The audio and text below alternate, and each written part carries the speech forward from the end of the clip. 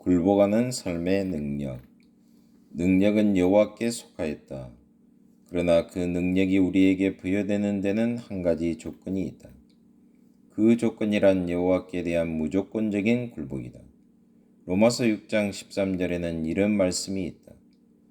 또한 너희 지체를 불의의 병기로 죄에게 드리지 말고 오직 너희 자신을 죽은 자 가운데서 다시 산 자같이 하나님께 드리며 너희 지체를 의의 병기로 하나님께 드리라. 또 로마서 6장 22절은 이렇게 말한다. 그러나 이제는 너희가 죄에게서 해방되고 하나님께 종이 되어 거룩함에 이르는 열매를 얻었으니 이 마지막은 영생이라. 복과 능력의 이대한 비결이 이 말씀에 있다. 너희 자신을 하나님께 드리라. 이것이 비결이다. 드린다는 말의 의미는 어떤 사람의 재량권하에 둔다는 것이다. 따라서 너희 자신은 하나님의 재량권하에 두라는 말이 된다.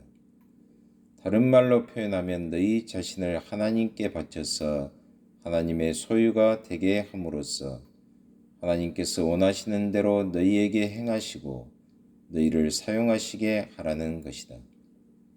이것이야말로 자신을 가장 지혜롭게 사용할 수 있는 방법이다. 이 행위를 통해 그 사람은 자기에게 가능한 모든 복을 확보한 것이며 따라서 날마다 해마다 그 복이 계속 증가하게 될 것이다.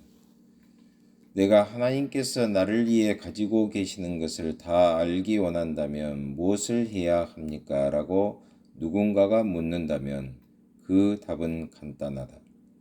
전적으로 하나님께 드리라. 하나님께 이렇게 말씀드리라. 하나님 아버지, 지금부터는 저 자신의 의지가 없습니다. 모든 일에서 주의 뜻이 제 안에서 저를 통해 저를 이용해 이루어지게 하소서. 저 자신을 남김없이 주님의 손에 맡깁니다. 이제 하나님께서 원하시는 것만을 제게 행하여 주십시오. 이렇게 하면 무한한 사랑이시며 무한한 지혜이시며 무한한 능력이신 하나님께서 가장 좋은 것을 행하실 것이다. 그것이 가장 좋은 것임을 즉시 알 수 없을 수도 있다. 그러나 그것은 가장 좋은 것이며 얼마 지나지 않아 그것을 확인하게 될 것이다. 조만간 하나님께서는 전적으로 드린 그 사람의 마음이 빛과 기쁨으로 넘쳐 흐르게 하시며 그의 삶을 능력으로 채우실 것이다. 하나님께 절대적인 굴복이 복과 능력의 비결이다. 절대적인 굴복이 가져다 주는 것에 대해 성경이 이야기하는 것들을 살펴보기로 하자. 1. 절대적 굴복이 가져다 주는 첫 번째 것은 요한복음 7장 17절에서 볼 수 있다. 사람이 하나님의 뜻을 행하려 하면 이 교훈이 하나님께로서 왔는지 내가 스스로 말함인지 알리라. 진리를 아는 지식은 의지를 굴복하는 데에서 온다. 하나님의 뜻에 굴복하는 것만큼 영적인 눈을 밝게 해주는 것은 없다. 하나님은 빛이시라 그에게는 어두움이 조금도 없으시니라. 요한일서 1장 5절. 하나님께 굴복하면 우리 눈이 떠져 빛이신 그를 보게 된다. 그리고 그것은 즉시 모든 진리와 조화를 이루게 한다. 자기 의지 또는 죄처럼 영적인 시야를 어둡게 만드는 것이 없다. 나는 사람들이 하나님께 굴복하는 순간 그들을 오랫동안 괴롭혀 오던 문제들이 해결되는 것을 보아왔다. 전에는 밤처럼 어두웠던 것이 낮처럼 밝아지는 것이다. 온전히 굴복되지 않는 의지는 세상에 있는 거의 모든 해이의 숨은 원인이다.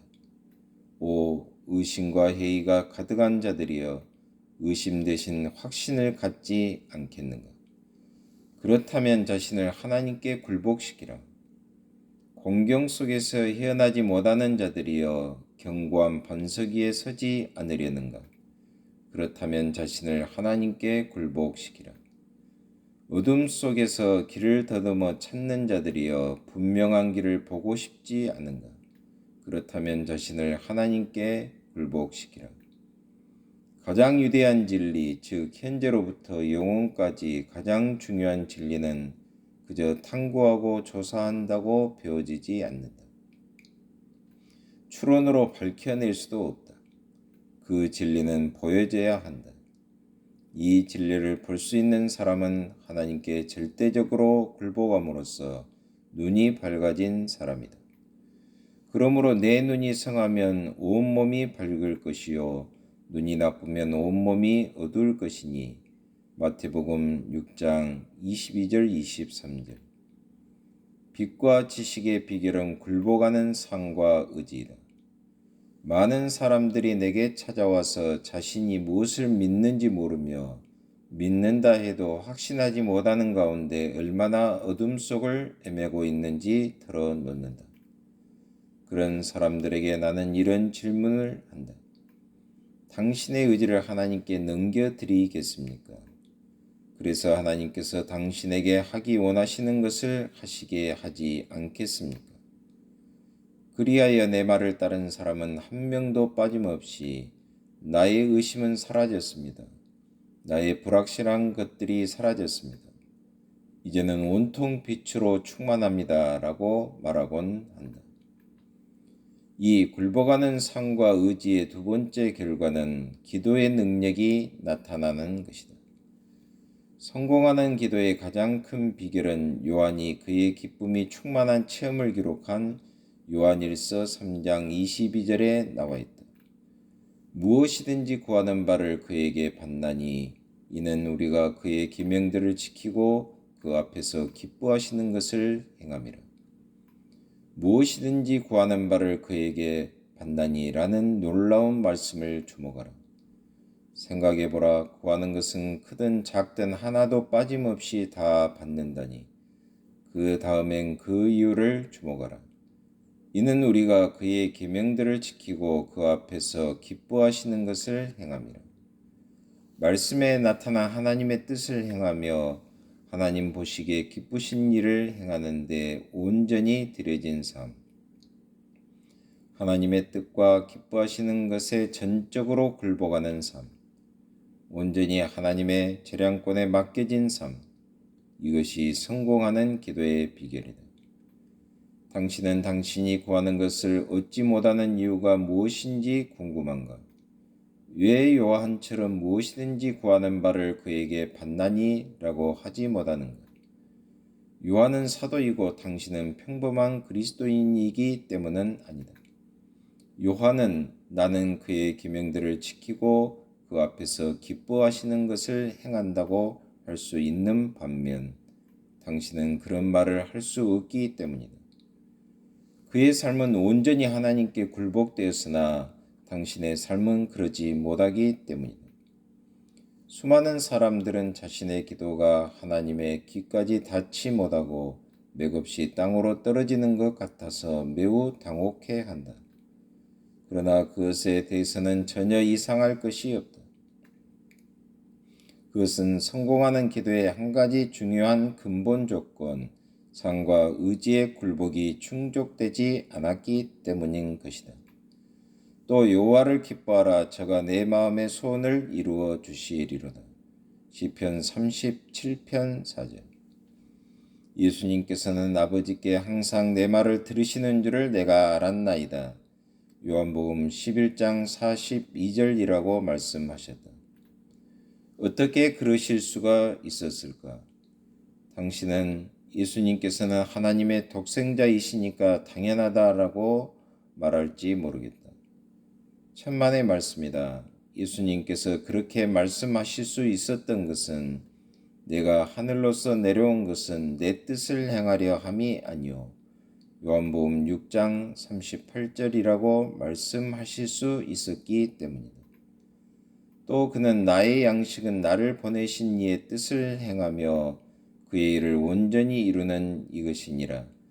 요한복음 4장 34절. 보시옵소서 내가 하나님의 뜻을 행하러 왔나이다. 히브리서 10장 7절이라고 하실 수 있었기 때문이다. 상과 의지를 굴복시키는 것이 성공하는 기도의 이대한 비결이다. 아마 조지 뮬러는 근세의 기도로 그 어느 사람보다도 많은 일을 이룬 사람일 것이다. 그 이유는 무엇일까? 그 이유는 그가 오래전부터 하나님께서 원하시는 사람이 되며 하나님께서 원하시는 일을 하기로 결심하고 매일 하나님의 말씀을 깊이 묵상하여 하나님의 뜻을 발견했기 때문이다. 그는 자신을 하나님께 굴복시킨 것이다. 이와 같은 일을 행하고도 하나님의 능력 있는 왕자가 되지 못할 사람은 한 사람도 없다. 하나님 아버지 감사합니다. 오늘도 기도로 승리하는 하루가 되게 하여 주시고 기도의 영이 충만한 하루로 하나님께 영광을 돌리게 하옵소서. 그리고 삶을 온전히 하나님께 굴복함으로 말미암아 나타나는 능력을 온 천하에 전파할 수 있는 저희 모두가 되게 하여 주옵소서. 예수 그리스도의 이름으로 기도하옵나이다. 아멘.